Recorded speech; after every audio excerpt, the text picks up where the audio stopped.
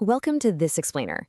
Today, we're going on a bit of a journey, literally riding alongside a sound wave to demystify the incredibly complex physics behind medical imaging. Ultrasound is something we've probably all encountered at some point, but the actual underlying mechanics of how it works, they are nothing short of a modern scientific marvel. So let's just jump right in and break down that magic step by step. Okay, so here's our roadmap for today. We'll be looking at the physics of sound waves, how they interact with tissues, probes, and image resolution, fine-tuning the image, advanced imaging modes, and finally decoding blood flow with Doppler. Have you ever actually stopped to wonder how an invisible, completely imperceptible sound wave can instantly translate into a crystal clear window into a living, beating heart? I mean, it feels like magic, right? But as we're going to see, it's actually the result of highly precise microscopic physics playing out over mere milliseconds. All right, section 1, the physics of sound waves. Let's start right at the beginning. It all kicks off inside the probe with something called the piezoelectric effect. Here's how it works. An electrical charge hits a specialized crystal, right? That charge actually deforms the crystal, causing it to vibrate, and that vibration sends out an initial ultrasound pulse. So that pulse travels into the body, hits a structure, and an echo bounces back. When that returning echo strikes the crystal again, it vibrates out of shape one more time, but this time it produces a brand new electrical current that the computer reads to generate your image. It's this continuous, incredibly rapid-fire cycle of just sending and receiving. Now take a look at the green arrows here. They do a great job of visually tracing the journey of hundreds of echoes bouncing back to the transducer to form our image. You've got the initial pulse heading outward in yellow. As it passes through soft tissues, let's say the liver or the kidney, interfaces between different structures generate these returning green echoes. And here's the cool part. Each echo is mapped exactly based on the time it took to return. This allows the system to place thousands of individual pixels correctly on your screen, updating up to 60 times a second. Moving on to section 2, let's talk about tissue interaction and echogenicity. To really understand what the wave hits and exactly how strongly it bounces back, we have to define a concept called acoustic impedance. Simply put, this is the product of the speed of an ultrasound wave traveling through a given tissue, multiplied by the density of that specific tissue. The degree of difference in acoustic impedance between two side-by-side tissues is the absolute key here. It determines just how strong that reflection is going to be. And this table brilliantly illustrates exactly why bone, with its massive acoustic impedance, completely blocks our waves, while softer tissues allow the journey to continue deeper. Just look at the numbers. Air and lung have these incredibly low acoustic impedances, while skull bone is literally off the charts at 7.8. Soft tissues, on the other hand, like the liver and kidney, all hover right around 1.6. Because they're so similar, sound travels smoothly between them at roughly 1,540 meters per second, creating just mild, really useful reflections instead of just hitting a brick wall and blocking the signal entirely. Notice the distinct paths the waves take here. First, the wave diffuses through abdominal fat, losing a bit of energy along the way, which gives fat its characteristic grainy texture on screen. Then, it hits the smooth, linear renal capsule head-on. This causes a bright, intense reflection straight back to the probe, which we call a specular reflection. Finally, imagine the wave hits a dense renal stone. The stone completely absorbs and intensely reflects all that energy. There are literally no sound waves left to travel any deeper, and that's exactly what creates that dark acoustic shadow stretching out right behind it. That brings us to section 3, probes and image resolution. So here we see our actual physical tools. We've got the macro-convex probe, which uses lower frequencies that are absolutely perfect for penetrating deep into a large abdomen. Then we have the higher frequency microconvex and linear probes.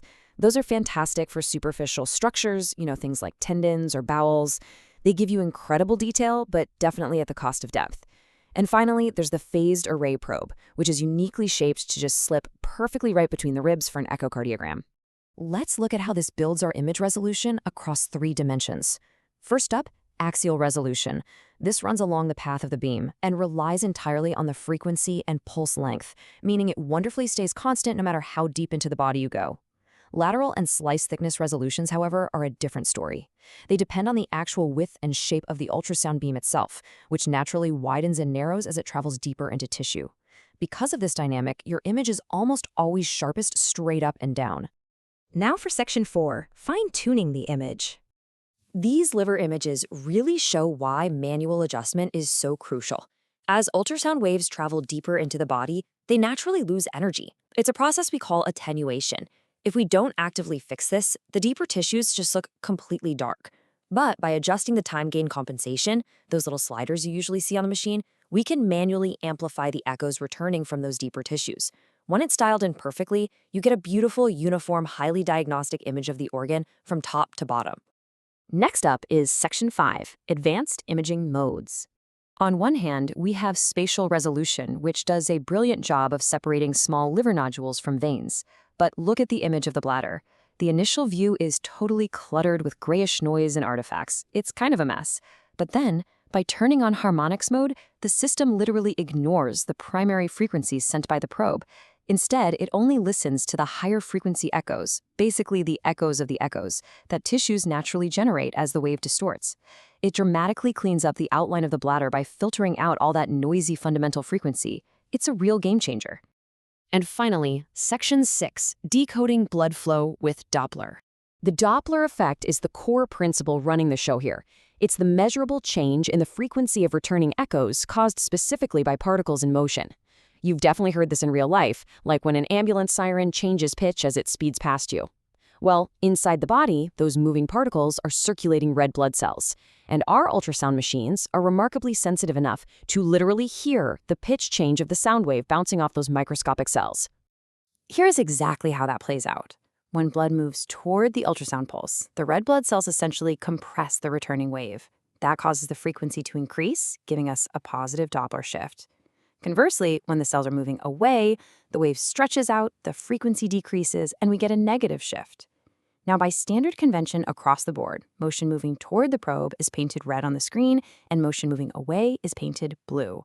We take all this math and apply it in 3 specific ways. First, color Doppler overlays a color map onto our standard image to show overall flow direction and speed. Next, power Doppler drops the direction data entirely, but in return, it acts highly sensitive to confirm very low velocity flow, which is absolutely great for spotting tiny vessels. And finally, spectral, or pulsed wave Doppler, charts this data on a highly precise graph, letting us measure the exact velocities of a specific vessel over time.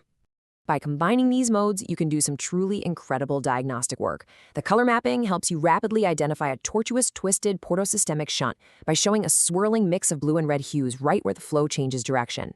Then, using spectral Doppler, you can pinpoint exact cardiac cycle velocities, measuring exactly how fast blood is pumping in centimeters per second at any given heartbeat. It literally turns static anatomy into active, real-time physiology. Honestly, it is truly staggering to realize that your machine is performing millions of these microscopic physics calculations every single second. Think about it. It's monitoring the speed of sound, calculating acoustic impedance, tracking the phase shift of returning harmonic frequencies, and doing complex Doppler math on individual red blood cells, all simultaneously, just to paint this dynamic, real-time picture for you.